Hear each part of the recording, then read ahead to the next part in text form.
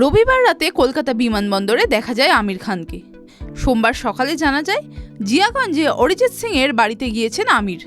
কয়েকদিন আগেই প্লেব্যাক গাওয়া থেকে অবসর ঘোষণা করেছেন গায়ক। তিনি রাজনীতিতে আসবেন কিনা তা নিয়ে ঢের জল্পনায় জল পড়ল বলে। এমন সময় গায়কের জন্য মুর্শিদাবাদে আমির। গায়কের ঘনিষ্ঠ একজন TV9 বাংলাকে যাবতীয় খুঁটিনাটি জানালেন।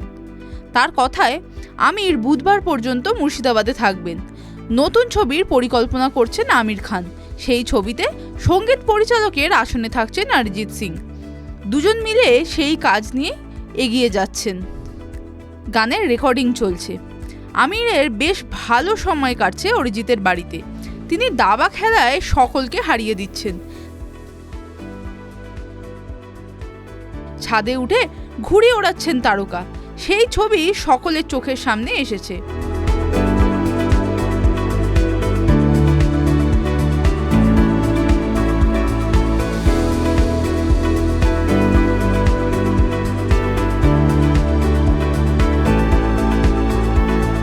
আমিরের ছবিতে সঙ্গীত পরিচালনার ব্যাপারে অরিজিতের সঙ্গে নাকি আগেই কথা হয়ে গিয়েছিল তারকার।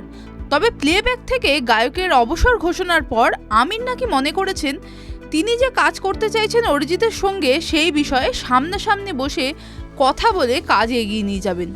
পুরো বিষয়টা দর্শকদের সামনে আসতে অনেকটাই সময় লাগবে। এই মুহূর্তে আমির মুর্শিদাবাদে থাকার কারণে বাংলার খাবারের স্বাদ চেখে দেখছেন। আমিরকে দেখার জন্য ভিড় জমে যাচ্ছে। আমির অরিজিৎ একসঙ্গে একবার ছাদে এলেও গায়ক সরে যান মিডিয়ার সামনে থেকে। তবে আমির তার এই সফরের খুঁটিনাটি অনুরাগীদের সামনে আনতে পিছপা হচ্ছেন না। TV9 Bangla digital.